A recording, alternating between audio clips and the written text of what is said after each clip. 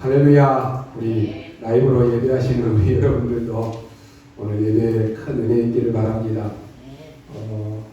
참 감사하게도 여러분이 말씀의 흐름에 있는 사람은 어디든지 승리합니다.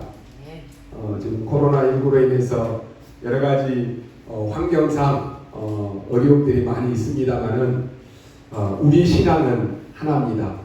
예배는 절대로 우리가 포기할 수는 없습니다. 그러죠? 우리는 정말로 예배냐 죽음이냐라고 했을 때는 우리는 예배를 선택해야 되는 것입니다. 감사하게도 지금 우리 시국에 나가 있는 우리 유태순 선교님 또 우리 김변호 집사님 어제 간신히 또 이렇게 통화가 됐다 그래요. 그런데 계속 이분들도 우리 강단의 말씀을 한 번도 놓치지 않고 말씀의 흐름을 지금 따라오고 있다라고 이렇게 어제 잠깐 이렇게 포럼을 하는 걸 들었습니다. 감사하지요. 어디 있든지 간에 여러분이 말씀의 흐름 놓치면 죽는 것입니다. 그래서 상황이 어찌 됐든지 간에 말씀 붙잡고 있는 자는 승리합니다. 여러분이 어디 있든지 간에 상관이 없습니다. 오늘도 여러분이 있는 곳에 예배 성공하시기 바랍니다. 우리 라이브로 예배하는 여러분들이 누가 지금 들어와서 예배 드리는지도 다 알고 있습니다. 더 중요한 것은 우리는 사람에게 보이기 위한 예배 아닙니다. 하나님이 여러분과 함께 하십니다. 그래서 오늘 예배 꼭 승리하시기 바랍니다. 오늘은 제목이 속죄일입니다. 우리가 하나님을 다 믿습니다. 그런데 대부분 우리는 하나님을 믿는 방법을 잘 모릅니다. 이걸 우리가 랩런트들에게 가르쳐야 되는데 이번에 우리 계속 WRC 메시지 나왔죠. 우리가 하는 방식으로 우리 랩런트들에게 가르쳐서는 안 된다라고 하는 것입니다. 랩런트는 하나님의 큰 계획이 있기 때문에 우리 것으로 가르쳐서는 안 되고 하나님의 눈으로 랩런트를 봐라 그랬습니다. 옳은 말일지라도 우리의 방법으로는 안 되는 것입니다. 성경에는 하나님을 믿는 방법이 어떤 것인가를 가르치고 있고요. 언제 제일 응답이 오는가도 가르치고 있습니다. 여러분이 언제 제일 응답이 옵니까? 그걸 우리 랩런트들에게 가르쳐야 됩니다. 그러려고 하면 오늘 여러분이 먼저 그 응답을 받아야 됩니다. 여러분이 낙심하거나 착각하지도 마십시오. 언약 잡은 여러분 한 명이면 충분합니다. 많은 사람이 중요한 거 아니라니까요. 예수님을 따르는 다수의 무리도 있었지만 그 가운데 예수님의 관심은 제자입니다. 모세와 같은 여호수아와 같은 갈렙과 같은 그 인물이 우리 랩런트들 가운데 우리 후대 가운데 한 명만 나와도 되는 것입니다. 우리는 하나님을 그냥 믿는 것이 아닙니다. 여러분은 100% 하나님을 믿어야 됩니다. 100% 믿는다라고 하는 말이 무슨 말입니까? 여러분에게 어떤 일이 있습니까? 우리가 착각하기 쉬운데요. 어려움이 오면 순간 당황합니다. 낙심합니다. 흔들립니다. 좌절합니다. 그런데 하나님은 이때 우리에게 가장 좋은 것을 주시려고 하시는 것입니다. 그걸 여러분이 아셔야 되는 것이에요. 광야길, 대부분 사람들은 고난의 길인 줄 압니다. 광야길, 너무 힘든 길인 줄 알고 피하려고만 합니다. 안 가려고 합니다. 그런데 아닙니다. 하나님은 이때 이스라엘 백성들에게 가장 좋은 것을 다 주셨다니까요. 우리가 이때 제일 중요한 거 다 나왔잖아요. 성막, 세절기 다 여기서 나온 거예요. 그러니까요.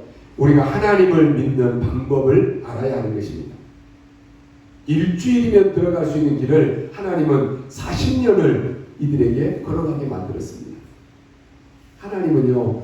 늦추고 또 늦추셨다니까요. 우리에게 올 응답을 우리가 자꾸 늦추고 있는 것이에요. 하나님은 강도가 아니시기 때문에 막 주거나 아니면 빼앗거나 그렇게 하시지 않습니다. 그러니까 깨달을 때까지 늦추고 또 늦추는 거예요. 결국 어떻게 합니까? 그때 애굽에서 나왔던 그 애굽을 보았던 그 1세대들은 어떻게 해요? 광야에서 결국은 다 장례식을 치릅니다. 그런데 애굽을 보지 못하고 태어난 2세들, 후세들을 데리고 가나안 땅에 들어갑니다. 여러분에게 있는 고민들이 뭡니까? 당장 바꾸시기 바랍니다. 하나님은 여러분에게 좋은 것을 주시려고 그런 것입니다. 언제 진짜 응답이 옵니까? 하나님을 안 믿는 사람들요, 교회 안에 많이 있습니다. 교회 안에도 하나님 안 믿는 사람은 많이 있다니까요. 그러니까 교회를 다니면서도 어떻게 합니까? 말씀을 듣는데도 어떻게 합니까? 불신자들과 똑같이 염려를 합니다. 염려가 막 생겨요. 아니, 염려 안 할 수는 없지요. 근데요, 하나님을 믿지만 염려가 생긴다니까요. 이런 사람들이 굉장히 많습니다. 광야길을 가는데 이스라엘 백성들이 뭐라고 합니까? 야, 과연 우리가 애굽에서 나왔지만은 가나안 땅까지 갈 수 있겠느냐? 야, 우리가 저렇게 힘든 저 광야에서 살아남을 수 있겠느냐? 어린아이들, 여자들 다 데리고 어떻게 가나안 땅에 들어갈 수 있겠느냐? 이런 염려를 자꾸 하는 것입니다.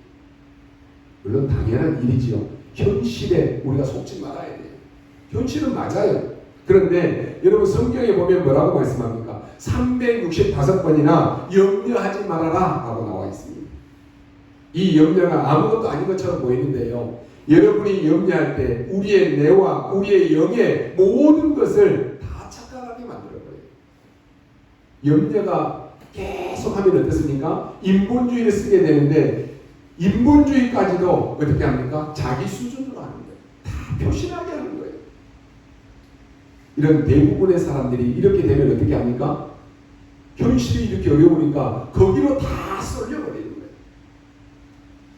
그러니까요, 진짜 응답은 따로 있는데 거기에 막 쓸리니까 막 고생하는 것입니다. 여러분, 이번에요, 코로나로 인해서 많은 사람들이요, 야, 나는 진짜 예배당에 가서 예배 드리고 싶은데 너무 못 드리니까 너무 안타깝다, 그런 사람도 있고요.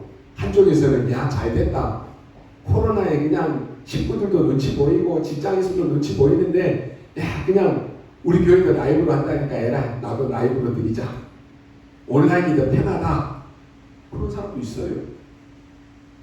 근데요, 결국은요, 우리는 예배에는 반드시 승리해야 됩니다.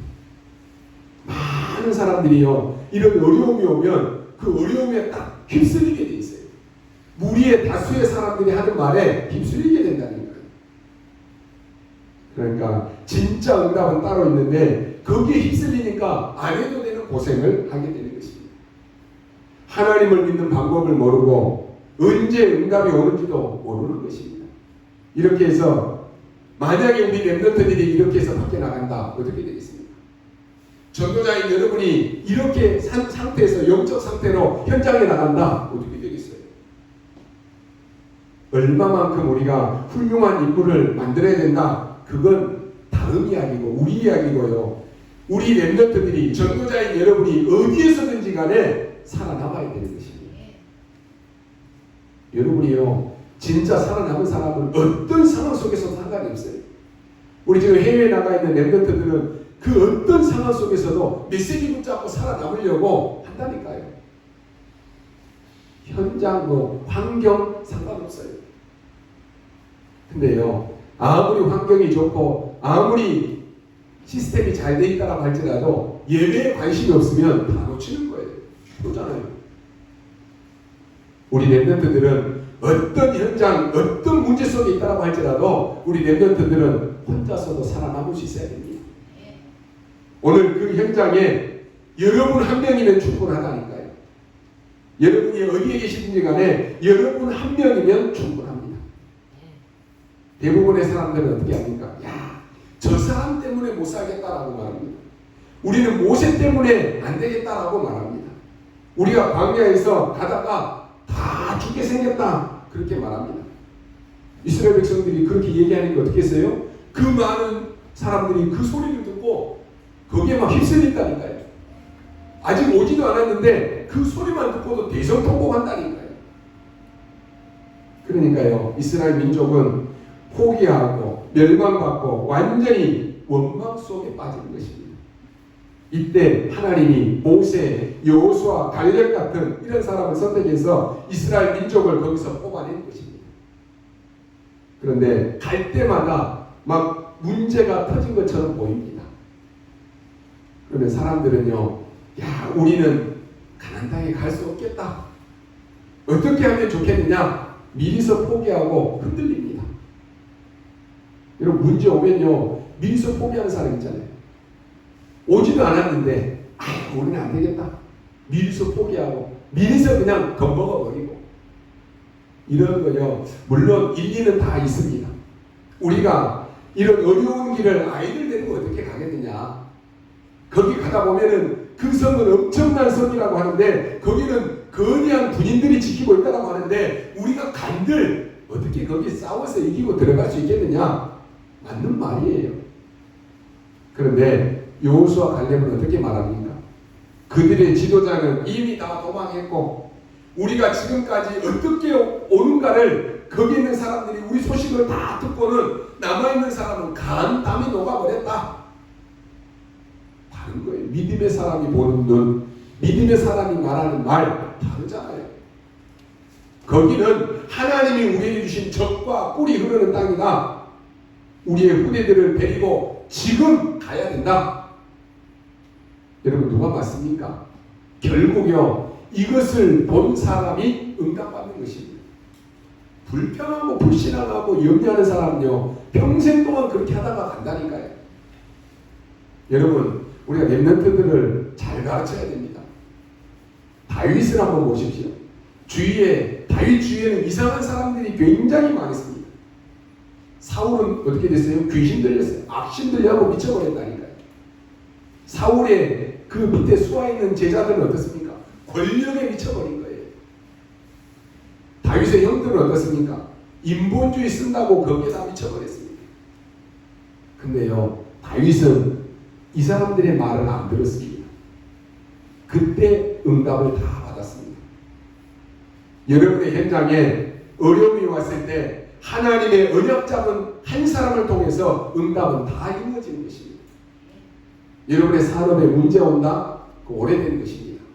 그래서 여러분이 정확한 언약을 잡는 순간부터 새로 시작되는 것입니다. 그래서 응답받는 방법을 가르쳐야 됩니다. 전 이스라엘이 포기했을 때 하나님께서는 엘리사 같은 인물을 세웠다니까요. 여러분, 이런 렘넌트 하나면 되는 것입니다. 이런 렘넌트, 오바다와 같은 렘넌트 한 명이면 충분한 거예요. 그래서 여러분, 확실한 언약 잡으시기 바랍니다. 완전히 하나님 믿지 않고 있다가 어떻게 됩니까? 또 포로되어 갔다니까요. 참, 그 영적 문제 와가지고 망하는 사람들 보면요, 이게요, 계속해서 우리 지금 불신자 상태 6가지 다 알고 있으니까 여러분 그러는데, 불신자들이 당하는 고통을 보면 그대로 다 계속돼요. 그리고 앞으로 될 일까지 보이잖아요. 그런데도 그리스도 만나면 끝나는데 안 믿어요. 참 어리석죠. 이스라엘 백성들이 지금까지 한두 번이 아니잖아요. 노예되고 포로되고 소국되고 한두 번이 아닌데도 못 깨달아요. 그때 다니엘과 그 친구 같은 사람 몇 명만 있어도 되는 것입니다. 여러분의 가정에 문제 많습니까? 언약 잡은 여러분 한 명이면 충분합니다. 확실합니다. 그럼 그 응답을 우리가 잡아야 되는 것입니다. 아니, 그러면 정말로 나쁜 사람은 어떻게 해야 되겠습니까? 우리가 질문할 수 있습니다. 저 사람은요, 아무리 얘기해도 안 들어요. 안 돼요. 안 돼. 아마 그럴 수 있을 것입니다. 아이고, 그 장로님 내가 맨날 얘기했는데 안 된다니까요. 그 목사님 절대 안 돼요. 우리 그러잖아요. 아유, 우리 집에 있는 남편 지금까지 내가 얘기했는데 한 번도 안 들어요. 절대. 다른 사람은 다 돼도 우리 남편은 안 돼요. 우리 그러잖아요. 그러면요, 그런 사람은 가만히 놔두라고 하는 말입니까? 오늘 본문은요, 우리가 처음부터 읽지 않았습니다. 하나님의 언약을 계속 어기는 아론의 두 아들, 하나님이 어떻게 하십니까? 오늘 1절에 보니 16장 1절에 보니까요, 아론의 두 아들이 여호와 앞에 나가다가 죽은 후에 그랬습니다. 하나님이 불러가 버리시는. 여러분, 필요 없으면 하나님이 물러가십니다. 지금까지 하나님이 우리를 놔두신 이유는 뭐예요? 필요 있기 때문에 그래요. 전도와 선교를 위해서 여러분이 해야 될 사명 있기 때문에 우리가 사는 것이에요. 여러분 잘 깨달으셔야 됩니다. 하나님이 좋을까가 그 사람을 못 불러가는 것이 아니라니까요. 하나님의 업무가 너무너무 바빠가지고 깜빡해가지고 그 사람을 그냥 놔둔 것이 아니라니까요. 필요 없으면 하나님이 불러가십니다.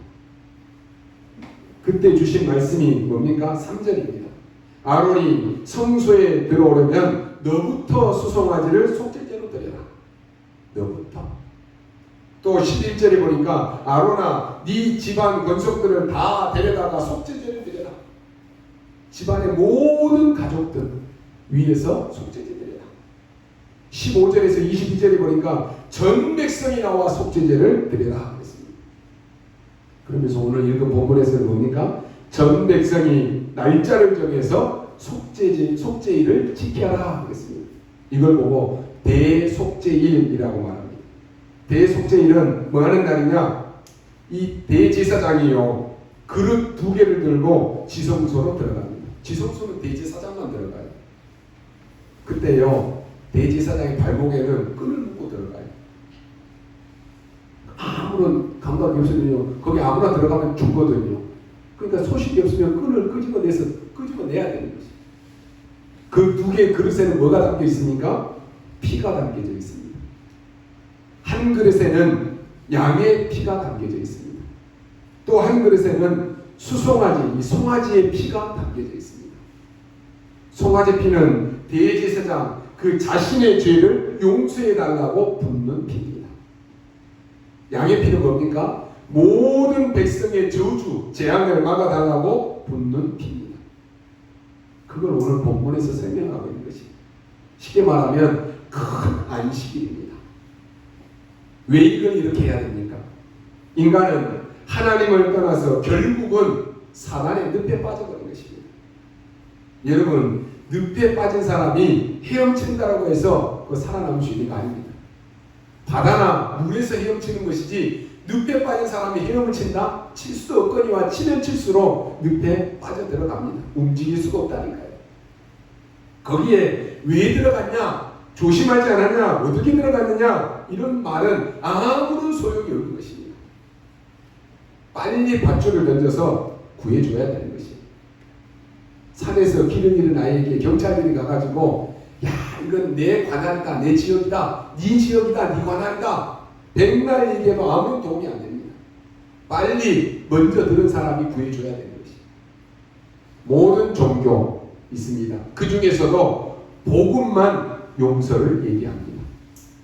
어느 것이 맞습니까 여러분? 우리에게는 크게 3가지 죄가 있습니다. 하나는 원죄입니다. 이 원죄는 내가 뭘 어떻게 해서 지은 죄가 아닙니다. 하나님 안 믿는 것, 그게 원죄입니다. 하나님을 떠나 있는 것, 그게 원죄라니까요. 결국 늪에 빠진 것입니다. 지금 하나님을 제대로 안 믿는 개인, 가정, 나라, 영적으로 잘된 나라 하나도 없습니다. 다 늪에 빠졌다니까요. 내가 하나님을 알지 못하고 흑암 가운데 사단의 세력에 잡혀있는 것, 그게 원죄입니다. 이 원죄는 나 스스로 해결할 수가 없습니다. 그래서 지구상에 지금 가면 갈수록 발전을 하는데 계속해서 어려움은 더 많아지고 있습니다. 이 부분을 과학자 모릅니다. 정치인 몰라요. 거의 우리 대통령도 그러잖아요. 모르는 거예요. 지식인 알지 못합니다. 의사 못합니다. 계속 이 문제가 오는데 얼마나 심각하게 오느냐라고 하면요. 일본 같은 데는 한 집에 한 명씩, 한 집에 2명이라고, 2명 이상이라는 거죠. 정신병자 생겨나고 있습니다. 미국이나 유럽은 숨어있기 때문에 어느 정도인지 알지도 못한 상황입니다. 하나님의 말씀은 쓸데없이 여러분에게 예수 믿으라고 하는 것 아닙니다. 여러분이 언약을 놓칠 바에는요, 언약 놓치고 다닐 바에는 교회 갈 필요 없습니다. 언약 놓치고 교회 올 필요 없다니까요.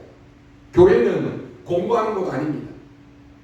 성경 공부 백날 해도 언약 놓친다, 언약 모른다 소용없는 거예요.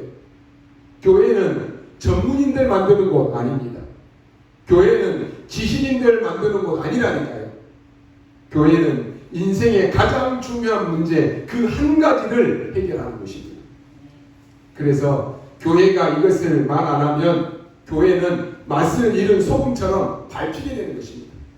왜 지금 이 나라 민족의 교회가 이렇게까지 됐습니까?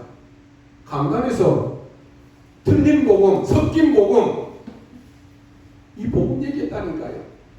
결국은 문제 올 수밖에 없는 것입니다. 여러분 개인이 현장에서 이 복음의 언약을 붙잡지 않으면 맛을 잃은 소금처럼 짓밟히게 되는 것입니다. 이 부분을 모르면 교회는 교회 아닌 것입니다. 또 뭡니까? 한 가지는 자범죄입니다. 이건 내가 알고 짓는 죄입니다. 도둑놈들이 자기가 하는 짓을 모르고 합니까? 다 알고 짓습니다. 이게 자범죄입니다. 또 모르고 짓는 죄도 있습니다. 우리가 죄 하나도 안 짓는 것처럼 보이지만은 모르고 짓는 죄가 훨씬 더 많습니다. 여러분이 하루 온종일 천사처럼 지내다가 1초만 나쁜 짓 해도 우리는 1년이면 365번이나 죄를 짓습니다. 10년이면요 3650번입니다. 평생 우리는 몇만 개 알지도 못한 죄를 짓고 산다니까요. 그렇다면 우리가 이 땅에 살면서 죄로부터 자유로운 사람은 한 명도 없습니다. 성경은 말씀합니다. 분명히 의인은 없나니 하나도 없다 하겠습니다. 모든 사람이 죄를 범하였으며 하나님의 영광에 이르지 못한다라고 말씀합니다. 그게 인간입니다. 그런데 사단은 우리를 속입니다. 네가 꼭 하나님 하면서 하나님 믿을 필요 있느냐 말합니다. 네가 하나님 되면 될 거 아니냐? 네가 하나님처럼 살 수 있다. 이게 얼마나 좋은 말입니까? 하나님도 필요 없고 네가 하나님처럼 될 수 있다. 여기에 인간이 다 속은 것입니다. 네가 세상 살면서 뭐니 해도 돈이 있어야지 최고다. 돈 없으면 살겠냐? 돈이 있어야 된다. 맞는 말이잖아요. 그래서 인간은 완전히 돈의 우상이 되어버린 거죠. 돈이 인간의 우상이 되어버렸어요. 누가 뭐래도 세상에서 성공해야지 성공 못하면 비참해진다. 그래서 사람들이 성공을 향해서 얼마나 발버둥 치고 사는지 모릅니다. 그게 나쁜 것입니까? 아닙니다. 물론 성공해야죠. 물론 돈 많이 벌어야 돼요. 문제는 결국 내가 하나님처럼 되고 돈이면 다 되고 성공이면 다 되고 그러면서 가장 중요한 하나님을 모르게 만들어버린 것이 그게 사단의 전략입니다. 우리가요 하나님처럼 될 수 있고 돈 많이 벌고 성공해도 여러분이 그리스도를 모르고 구원 못 받는다. 그거는 헛된 인생이에요. 헛된 인생. 여러분 돈 많이 가지고 지옥 갈 것입니까? 성공 열심히 해서 하나님 잃어버리고 그리스도 모르고 영원한 지옥 갈 것입니까? 헛된 인생이라니까요. 지금도 사단이 그렇게 속입니다. 결국 사단이 하는 것은 하나님을 모르기 위해서 하나님 앞에 예배될 경배를 빼앗아가 버리는 것이. 아유 오늘 돈 벌어야 되니까 예배 다음에 드리지 뭐. 아유 오늘 성공해야지. 오늘 성공 못하면 나는 안 돼. 그러니까 성공한 다음에 예배 드리면 되지. 교회 다니면 되지. 그게 사단의 전략이라니까요. 그래서요 인간의 어떤 방법, 어떤 선행, 어떤 노력, 어떤 과학, 권력 이걸 다 가지고도 인간을 속이고 망하게 하는 이 사단을 이길 길이 없습니다. 이 죄 문제 해결할 길이 없다니까요. 결국 인간을 불행하고 어떤 사람은 조금 잘 살고 어떤 사람은 조금 못 살고 그러다가 결국은 지옥 가는 것입니다. 한 번 죽는 것은 사람에게 정해져 있다고 했습니다. 그 후에는 심판이 있습니다. 그래서 하나님은 우리에게 영원한 지옥 백성 되지 말라고 여기에서 해방받으라고 그리스도를 우리에게 보내주신 것입니다. 이런 인간을 죽음에서 면해야 되겠는데 하나님께서는 속죄제를 드려서 죽음을 면하라라고 하는 것입니다. 오늘 여러분에게 좋은 날 되시기를 바랍니다. 하나님이 왜 이렇게 하십니까? 복음은 거짓 우상 종교와는 다릅니다. 그래서 첫 번째 보십시오. 사단은 그것을 도구 삼아서 여러분을 멸망시키려는 것 때문이 그렇습니다. 여러분이 잘못한 거 있으면요, 그것은 사단이 다 그걸 도구로 삼아가지고 결국은 뭡니까? 여러분을 무너뜨리려 하는 것입니다. 여러분이 잘못한 거 그걸 딱 걸고 넘어져서 하나님과 멀어지게 만드는 것입니다. 하나님과 멀어지면 가장 먼저 뭐가 됩니까? 예배하기 싫어져요. 그죠? 성경에 보니까 하나님과 딱 멀어지니까 아담과 하와가 하나님의 낯을 피해서 숨어버린다니까요. 하나님과 멀어진 사람은 교회와 멀어집니다. 목사와 멀어집니다. 예배와 멀어집니다. 사단이 결국 그래서 여러분을 무너뜨려 버리는 것입니다. 그래서 하나님께 와서 용서받으라고 하는 것입니다. 창세기 3장, 6장, 11장에 보니까 이 사단은 함정을 만들어 놓고 인간을 죽이려고 합니다. 인간을 이상한 우상 숭배하는 쪽으로 만들어서 계속 죽이게 하는 게 사단의 전략입니다. 직업, 경제 상관없이요, 개인은 나중에 큰 멸망 속에 빠지게 됩니다. 이걸 모르니까 에베소서 4장 27절에 보면 여러분이 이걸 모르니까 막 분쟁하고 이걸 모르니까 막 싸우고 이걸 모르니까 시기하고 그렇게 되는 것이에요. 그걸 이용해서 사단이 틈을 탄다고 기록되어 있다니까요. 교회 안에 왜 싸웁니까? 이걸 모르니까 분쟁이 일어나는 것이에요. 로마서 16장 17절 19절에 보니까 여러분에게 막 육신적인 분쟁, 싸움 막 하도록 만들어가지고 사단은 여러분을 멸망시키려는 것이에요. 이걸 알면요, 교회 안에 와서 싸울 이유 하나도 없는 것이에요. 그죠? 이걸 알면 교회 안에서 갈등할 필요가 하나도 없다니까요. 이 어마어마한 하나님의 큰 사랑이 뭔가를 알면 그렇게 되지를 않습니다. 그래서 주의 종으로부터 모든 백성은 속죄제를 드리라. 대속죄제를 만들어서 전부 용서함을 받아라. 그게 레위기에서 어떻게 보면은 본론이다라고 말할 수가 있습니다. 두 번째 이유입니다. 왜 와서 속죄제를 드리고 왜 용서를 받으라고 합니까? 여러분 스스로는 해결할 수 없기 때문에 그렇습니다. 여러분, 마약에 빠진 아이들이 절대로 스스로 거기서 빠져나올 수가 없습니다. 영적 문제를 저절로 해결할 수 없다니까요. 보십시오. 저 강대기 군지를 알았는데 강대국이 큰 멸망을 받았습니다.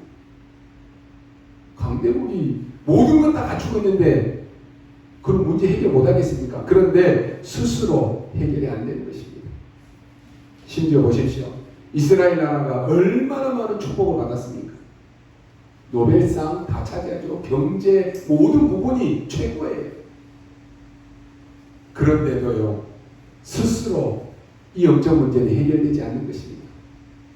그래서 그리스도의 피 언약으로 속죄제를 드려서 너희의 죽음을 면하라 라고 하는 것입니다. 인간은 안 되니까요. 어떻습니까? 몸부림친다니까요. 그 몸부림치는 게 뭡니까? 하나님을 모르니까, 하나님 만나는 길을 모르니까, 죄와 저주에서 해방받는 길을 모르니까, 사단에서 빠져나온 길을 모르니까 계속 몸부림을 치는 게 뭐합니까?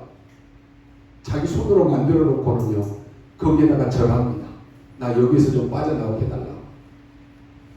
얼마나 어리석습니까?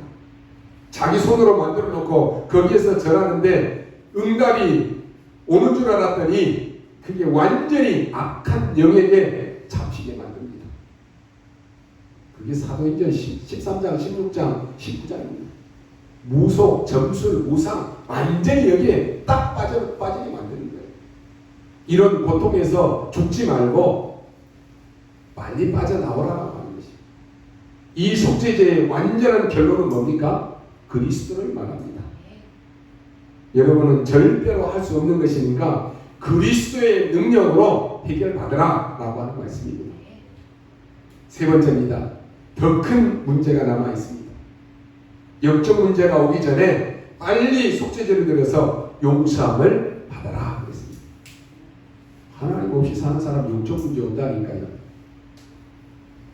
앞으로요, 여러분 지금 계속 우리 메시지 나오잖아요. 종교가 지금 막 일어나서 많은 사람은 혼란을 주고 있다니까요. 근데 그게 지금 사람들이 봤을 때는 그게 맞는 것처럼 보여요. 그런데 이 3단체와 이 종교로 인해서 엄청난 후유증이 일어날 것이다라고 말씀하고 있습니다. 정신문제, 정신병자 계속 더 많아질 것입니다. 큰일 아닙니까? 여러분이 사람들의 그 얘기도 들을 수 없을 정도로요, 정신병자가 이제는 계속 증가합니다. 지금 막 이제 코로나로요, 어려움이 오니까 사람들이 그냥 막 자기 그 분에 화에 못 이겨서 이상한 짓을 많이 해요. 요즘에요, 유튜브가 많이 나오는데 여러분 유튜브도 조심해야 됩니다. 이상한 걸 엄청나게 많이 만들어놨어요. 심지어 유튜브로요, 거짓말을 진짜처럼 만들어내니까 사람들이 그거 보고 진짜인 줄 알고 착각해요. 거의 정신병 수준입니다. 미국, 유럽 같은 데 가서 보면 정신병자가 별로 없는 것이 아니라 너무너무 많아서 파악이 안 될 정도입니다. 여러분, 복음의 능력 아니고는 이런 문제가 해결될 길이 없습니다. 그래서 그 방법과 그 타임만 알면 되는 것입니다. 그 방법이 뭡니까? 여러분에게 문제 왔습니까? 아닙니다. 하나님은 여러분에게 좋은 것을 주시려고 하는 것입니다. 안 믿어지시죠? 아유, 문제인데 뭐 하나님이 나에게 좋은 거 주려고 하냐? 안 믿어질 거입니다. 그런데 맞습니다.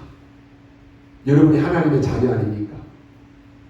하나님은 여러분에게 좋은 것 주시기 위해서 그런 것입니다. 여러분, 사람 때문에 힘드는 일이 있습니까? 그것 때문에 하나님은 여러분에게 진짜 응답받는 시간표를 주시는 것입니다. 그러니까 우리가 생각만 조금만 바꿔도 엄청난 응답이 온다니까요. 요셉이 여러분 언제 응답받은지 아십니까? 형들이 요셉을 죽이려고 할 때입니다. 요셉이 또 언제 응답받았습니까? 억울한 누명을 쓰고 감옥에 갔을 때입니다. 죄를 짓고 가는 건 아무런 상관이 없는데 죄도 안 지었는데 누명을 쓰고 갔다니까요. 그러면 우리 같으면 어때요? 다 얘기할 거 아닙니까? 어떻게 이럴 수가 있냐고. 나는 죄도 안 지었는데 이럴 수가 있냐고. 근데 요셉은 성경에 보니까 이때 모든 응답을 다 받았어요. 쭉 한번 보십시오. 다윗 언제 응답 받은지 아십니까? 그렇게 인본주의 쓰고요, 사울이 다윗을 죽이려고 그렇게 쫓아다녔잖아요. 근데 다윗은 이때 모든 응답을 다 받았어요. 여호와는 나의 목자이시니 내게 부족함이 없다. 초대교회 그 핍박과 위기 얼마나 많이 받았습니까? 이 초대교회가 언제 응답받는지 아십니까? 스데반의 환난을 인하여 핍박받을 때입니다. 저는 지금 우리 한국의 모든 교회와 모든 성도님들이 지금 여러분의 현장에서 많은 어려움을 당할 것입니다. 우리가 뭐 누구를 비난할 필요도 없습니다. 왜요? 우리가 복음 제대로 안 전했기 때문에 그런 것입니다. 우리가 회개해야 돼요. 그리고 우리는 이럴 때일수록 올바른 복음 전해야 됩니다. 그것만이 재앙을 막을 수가 있습니다. 그래서 여러분 속지 마십시오. 핍박이 온다라고 해서 두려워하지 마십시오. 이때 초대교회와 모든 렘넌트 7명은 이때 응답 다 받았다니까요. 방법을 알아야 합니다. 그래서 여러분 멸망받지 말고 가서 속죄제를 드려라 그랬습니다. 앞으로 정신병뿐만 아니고 자살 이런 것이 더 많이 나올 것입니다. 그러나 여러분 한 명이 현장에 언약 잡으면 살릴 수 있습니다. 우리 렘넌트들은 여러분의 현장에서 다른 것 하지 말고 두 가지만 하면 됩니다. 뭐 하면 됩니까? 여러분의 있는 현장에는 반드시 예비된 자 있습니다.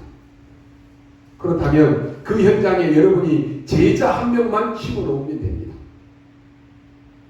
그리고 반드시 그 현장에는 영적 문제 가진 사람이 있습니다. 그 사람에게 복음을 얘기해 주면 됩니다. 일반 사람들은 모릅니다. 직장의 상사들 모릅니다. 여러분의 학교 교수들 모릅니다. 이 아이에게 영적 문제가 왔다는 걸 어떻게 알겠습니까? 알아봐도 대책도 없습니다. 그래서 여러분이 힘들다 이런 생각도 들 것입니다. 우울증 가진 사람들 많습니다. 그 사람들에게 조금만 힘들어도요, 그 사람들은 죽는 줄 압니다. 못 견뎌요. 그래서 착각하고 못 견디고 자살하는 것입니다. 여러분이 그 현장에서 그 사람들을 도와주라고 하는 것입니다. 여러분이 있는 현장은 하나님이 이런 특별한 계획을 가지고 보내신 현장입니다. 그래서 여러분 낙심하지 말고 언약 붙잡고 기도하십시오. 영적 문제 가진 사람이 기도하고 말씀 받는데 때로는 안 고쳐지는 것처럼 보일 수도 있을 것입니다. 더디게 고쳐지니까 착각하고 포기할 수도 있을 것입니다. 그런데 아닙니다. 모든 영적 문제를 막는 시간입니다. 그리고 가장 좋은 시간에 하나님은 역사하십니다. 지금 속죄일을 드리고 피제사에서 나오라고 하는 이 말, 이거 보통 말이 아닙니다. 앞으로 영적 문제로 많은 사고, 사건들 생길 것입니다. 여러분이 모르셔서 그렇지 여러분의 한 명이 그 현장에 있다라고 하는 것은 굉장히 영적으로 중요한 일입니다. 그렇잖아요. 복음 가진 여러분이 그 현장에 내가 있다. 얼마나 축복인지 몰라요. 그렇죠? 여러분이 영적 파수꾼입니다. 여러분 빛을 발할 등대라니까요. 여러분 한 명만 있는데도 그 현장에는 빛이 비쳐서 흑암이 꺾이는 거예요. 그걸 여러분 언약으로 붙잡으셔야 돼요. 다른 사람 모릅니다. 그래서요, 불신자가 모르는 것은 당연한데 대부분의 신자들도 이걸 모르고 살아갑니다. 사실 전도는 옆에 있는 사람을 자꾸 건드려가지고 우리 교회 나와라, 예수 믿어라, 그게 아닙니다. 여러분이 그 현장에서 영적인 힘을 딱 가지고 있으면 그 사람들이 보입니다. 그러면 제자면 세워놓으면 되는 것이고 영적 문제 있는 사람이면 답을 주면 되는 것이고 앞으로 보십시오. 이제는 여러분 한 사람이 너무너무 귀할 것입니다. 우리가 그냥 모르고 237 치유 서밋 얘기했는데요. 여러분 한 사람이 그 현장에 답을 주는 치유하는 그런 서밋이 될 것입니다. 영적 문제 와 있는데 답이 없다니까요. 병원 가도 고칠 수 없다니까요. 영적 문제는 복음의 능력으로만 치유될 수 있습니다. 내게 있는 건 내게 주노니 나사렛 예수 그리스도 이름으로 일어나 걸어가. 여러분이 가진 복음만이 치유할 수 있습니다. 그래서요, 이게 작은 것처럼 보이지만 엄청난 역사가 시작된다니까요. 우리가 막 직장에서 바쁜데 막 전도하러 돌아다닌다. 욕먹어요. 요즘에는 뭐 전도하기도 힘들겠죠. 교회 다닌다 말하기도 어렵겠지요. 근데요, 그 직장에서 여러분이 딱 보면 영적 문제 가진 사람 분명히 있습니다. 예비된 사람 분명히 있습니다. 딱 두 종류라니까요. 하나님이 예비해 놓은 사람, 아니면 영적 문제 있는 사람. 그래서 우리 렘넌트들을 이 답을 가진 한 사람으로 만들어서 현장에 보내야 됩니다. 그럼 현장이 변화된다니까요. 속지 말아야 됩니다. 그러면 사단이 무릎 꿇게 됩니다. 여러분을 괴롭히려다가 사단이 무릎 꿇게 된다니까요. 요셉이 총리가 딱 되었습니다. 그럼 목사님 오늘 이 메시지를 듣고 우리 렘넌트들이 다 총리가 된다고 하는 말입니까? 그 말이 아닙니다. 어느 날 여러분이 답을 주는 사람으로 딱 변화됩니다. 총리가 되면서 제일 먼저 할 일이 뭡니까? 여러분 같으면 제일 먼저 뭐 하겠습니까? 요셉이 지금 총리가 됐는데 아마 각각 다 다를 것입니다. 근데 성질이 좀 더러운 사람은 어떻게 하겠어요? 야, 이제 내가 총리, 애국에 있어서 2인자예요. 그러면 그동안에 요셉이 보디발의 집에 노예모가 있었잖아요. 알게 모르게 얼마나 힘들었겠어요. 총리가 되니까 보디발 부를 거 아니에요. 또 억울한 누명을 쓰고 감옥에 갔잖아요. 누구 때문에? 보디발의 부인 때문에. 부를 거 아니에요. 아마 복수해야 되겠다 그런 생각도 들 것입니다. 근데요, 성경에 보니까 요셉은 그렇게 했다라는 구절이 한 구절도 없습니다. 형들 때문에 노예로 팔려갔잖아요. 야, 이제 형들 불려갖고 원수 갚아야 되겠다. 그렇게 하지 않았다니까요. 그렇게도 죽이려고 했던, 다윗을 죽이려고 했던 사울과 다윗은 어떻게 합니까? 끝까지 사울을 용서합니다. 무슨 말입니까? 사단이 무릎 꿇게 만들어버린다니까요. 여러분이 막 분하고 억울해가지고 원수가 아프면 될 것처럼 보이죠. 하나님께 맡겨버리십시오. 사단이 여러분 앞에 무릎 꿇게 만들어버려야 된다니까요. 여러분이 연약만 딱 잡으면 살아나게 되어 있습니다. 여러분이 암만 예배드리고 아무리 해도 하나님은 뭘 어떻게 믿어야 되느냐, 그 방법과 언제 응답이 오느냐, 이걸 모르면요 안 되는 것입니다. 여러분이 오늘 현장을 볼 때도요, 하나님이 이래서 나를 여기에 보냈구나, 그렇게 생각만 해도 그때부터 방법이 나옵니다. 여러분의 가문이, 여러분의 현장이, 교회가 어려움을 당할 때 보면요 두 종류가 나옵니다. 어떤 사람은 막 어려움이 오면 같이 막 불신앙 얘기합니다. 여러분, 불신앙 얘기하는 것은 쉽습니다. 금방 동요된다니까요. 그죠? 여러분이 불신앙 얘기할 때하고 믿음의 말할 때하고 어느 때가 더 좋습니까? 불신앙 얘기할 때가 훨씬 더 재밌어요. 밤새도록 얘기해도 재밌다니까요. 근데 여러분이 믿음의 말 딱 하면은 거기에 모인 사람들로부터는 좀 왕따 당할 수 있어요. 니만 잘났냐? 결국은 누가 승리해요? 믿음의 말을 선포한 사람이 승리합니다. 불신앙 얘기하는 거 쉽다니까요. 여러분이 그때마다 하나님이 왜 나를 여기에 세우셨을까? 왜 나를 이 힘든 현장에 나를 보내셨을까? 하나님이 왜 이런 어려움 가운데 나를 이 교회의 직분자로 세웠을까? 그거 조금만 생각해도 돼요. 이 질문하고 있으면 굉장한 응답이 시작됩니다. 결론입니다. 오늘 우리의 문제를 어떻게 해결합니까? 오늘 29절에 나와 있습니다. 너희는 영원히 규례를 지킬지니라. 일곱째 달 곧 그 달 10일에 너희는 스스로 괴롭게 하고 아무 일도 하지 말되 본토인이든지 너희 중에 거류하는 거류민이든지 그리하라 그랬습니다. 무슨 말입니까? 스스로 괴롭게 하라. 아니, 감사해야지 왜 스스로 괴롭게 하라 합니까? 우리가 하나님께서 내 죄를 다 용서했기 때문에 괜찮다, 그게 얼마나 뻔뻔스러운 것입니까? 그러면 스스로 괴롭게 한다라고 하는 말이 무슨 말입니까? 하나님 앞에 정말로 나의 잘못을 인정하라고 하는 것입니다. 여러분이 아무리 나쁜 사람이라도 정말 하나님 앞에서 내 스스로 괴롭게 한다라고 하는 이 말은 이건 정말로 깨달은 것입니다. 그러면 어느 날요 응답은 와 있음을 알게 될 것입니다. 사람 원망할 것도 없고요, 핑계댈 것도 없고 정말로 하나님 앞에서 내 잘못을 인정하는 것입니다. 억울한 때도 있을 것입니다. 그러면 싸우면 이길 수 있을 것입니다. 그러나 여러분, 하나님 앞에서 우리가 생각해야 됩니다. 누군가가 나를요 그토록 비난한다라고 하는 것은 싸울 것이 아니라 나를 한번 돌아봐야 될 것입니다. 또 여러분이요 도둑질을 안 했는데도 자꾸 사람들이 나를 도둑놈이다라고 말하면 우리가 싸울 때는 싸워야 되겠지만은 그것보다 더 중요한 것이 뭡니까? 나를 한번 돌아봐야 될 것입니다. 내가 도둑놈같이 생기진 않았는지, 내가 맨날 이렇게 의심받을 말을 하진 않았는지 한번 돌아봐야 되잖아요. 아담이 큰 범죄를 저질렀습니다.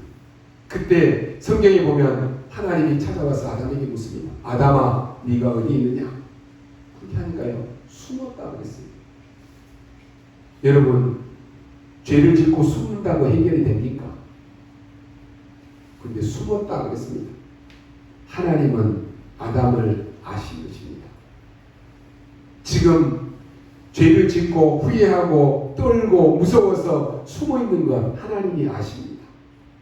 그때 아담에게 주신 것이 뭡니까? 창세기 3장 15절입니다. 여자의 후손이 뱀의 머리를 상하게 할 것이다. 여러분, 가인 아시죠? 가인은 동생 아벨을 죽인 자입니다. 그 죽이고 난 뒤에 얼마나 불안했는지 도망을 갔습니다. 여러분, 도망갔다라고 해서 용서받을 수 있습니까? 정말로 후회하는 마음으로, 하나님 앞에 회개하는 마음으로 방황하고 돌아다닌 것이, 그때 하나님이 흰 돌을 보여주면서 살게 해주셨습니다. 그게 바로 그리스도를 의미합니다. 성경을 한번 잘 보십시오. 가늠한 여자가 잡혀왔습니다. 그때 많은 사람들은 돌을 들고 이 여자를 죽이려고 했습니다. 한 명도 빠짐없이 이 여자를 죽이려고 돌을 들고 달려들었다니까요. 그때 예수님께서 돌던 사람들을 봤지만은 먼저 본 것이 있습니다. 이 여자가 진심으로 회개한 것을 예수님이 보셨습니다. 그러니까 정말로 마음에 진심으로 회개한 것을 예수님은 아십니다. 이걸 예수님이 보셨다니까요. 그때 예수님이 모래다가 글을 쓰셨습니다. 무슨 글을 썼는지는 모릅니다. 많은 학자들이 돌을 들고 있는 사람들이 이 율법을 너무너무 잘하니까 아마도 거기에 맞는 율법을 쓰지 않았겠느냐 이렇게 얘기합니다. 물론 그럴 수 있겠지요. 그런데 아마도 전능하신 하나님은 우리를 다 아시잖아요. 딱 보니까요, 돌 들고 있는 사람들 누군지 다 아시잖아요. 그래서 누구 이름을 딱 쓰고는 몇 년, 몇 월, 며칠 너는 무슨 죄, 또 돌아보니까 또 있어요. 누구 너는 몇 년, 몇 월, 며칠 무슨 죄를 지었다. 거기에 모인 사람들의 이름을 쓰고 죄명을 다 아마 쓰지 않았겠느냐. 그러니까요, 돌 들고 있는 사람들이 돌을 던지려고 하다가 놀라서 돌을 다 버리고 물러갔다 그랬습니다. 그때 예수님이 이렇게 말씀합니다. 너를 돌로 치려는 자가 있느냐? 다 치려고 달려들었잖아요. 그러면 다 도망가 버렸습니다. 그때 예수님이 나도 너를 정죄하지 않고 용서하겠다. 다시는 범죄하지 말아라 라고 말씀합니다. 우리가 속죄고 뭐고 예수 그리스도의 피제사로 우리는 다 해결했으니까 그냥 뻔뻔스럽게 맨날 죄짓고 돌아다니면 되겠습니다. 진짜 마음으로 하나님 앞에 회개해야 됩니다. 어떤 면에서는요, 사람 앞에 할 것도 없습니다. 하나님 앞에서 하면 됩니다. 그 간단한 기도에 하나님은 여러분의 모든 것을 돌이키신다라고 말씀합니다. 니느웨가 회개하니까요, 하나님은 그 하나님의 뜻을 돌이키셨다라고 말씀합니다. 지금도 마찬가지입니다. 여러분이 아시다시피 예수님이 하나님의 마음을 비유한 것이 탕자의 비유입니다. 큰아들은 착실하게 사는데 이 작은아들은요, 아버지의 재산을 다 가지고 나가서 나쁜 짓 하고 낭비하는데 다 써버린다니까요. 돈을 가지고는 죄라고 하는 죄는 다 지고 돌아다니는 거예요. 그러다가 어느 날요, 돈이 다 떨어져 버렸습니다. 어떻게 됩니까? 거기다가 흉년까지 들었습니다. 성경에 보니까 얼마나 얻어먹을 것이 없었는지 돼지가 먹는 쥐염 열매 그것도 못 먹을 판이에요. 죽도록 고생한 것입니다. 이때 이 아들이 결심합니다. 그래, 아버지 집으로 가야 되겠다. 내가 지금이라도 아버지 집으로 가야 되겠다. 아버지 집에 가면 먹을 것이 많은데 내가 왜 여기서 지금 이렇게 고생하고 있느냐. 그래서 아버지 집으로 간 것입니다. 나올 때는요, 돈이 많으니까 폼 잡고 나왔는데 완전히 거짓에서 돌아왔다니까요. 아무도 못 알아봤습니다. 근데 성경에 보니까 아버지는 저 멀리서 보고 알아봤다는 것입니다. 그 말은요, 이 아버지는 날마다 이 아들이 돌아오기를 기다리고 있었다라고 하는 것입니다. 언제 올지 모르니까 날마다 나와서 이 아들을 기다리는 것입니다. 멀리서 보고는 아버지가 뛰쳐나와서 그 아들을 끌어안았다고 했어요. 그때 아들이 이렇게 말합니다. 요즘 말로 말하면 예사로 들리겠지만은 그때는 대단한 말입니다. 아버지, 나를 종으로 써주십시오.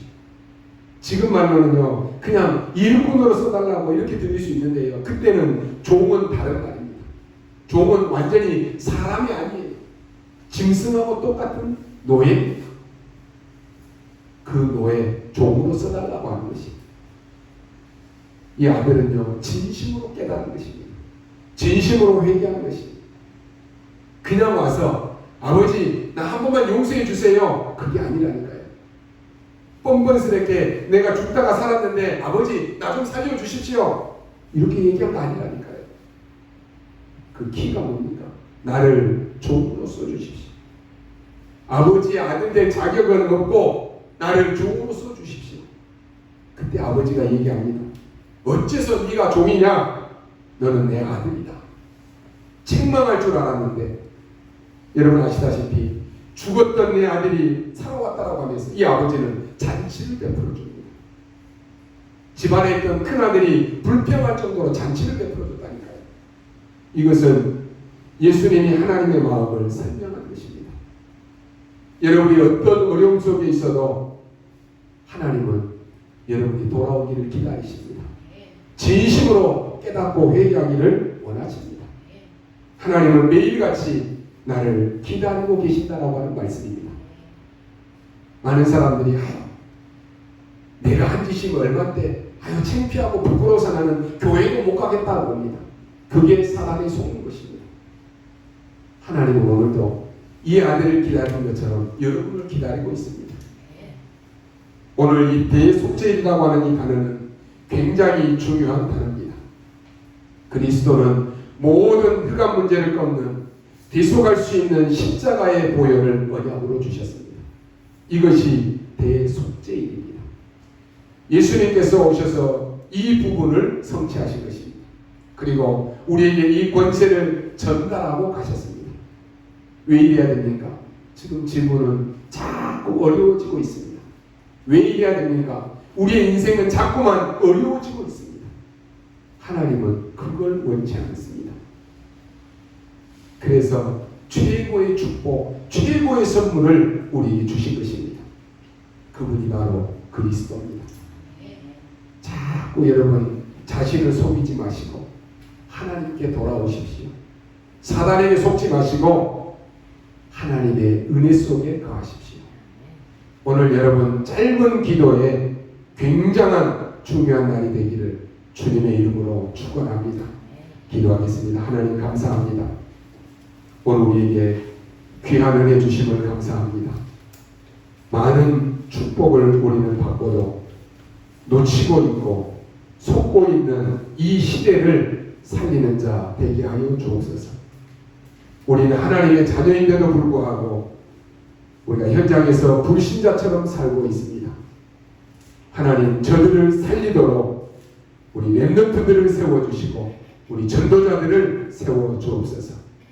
오늘 하나님의 응답을 찾는 가장 중요한 시간표가 되게 하여 주옵소서.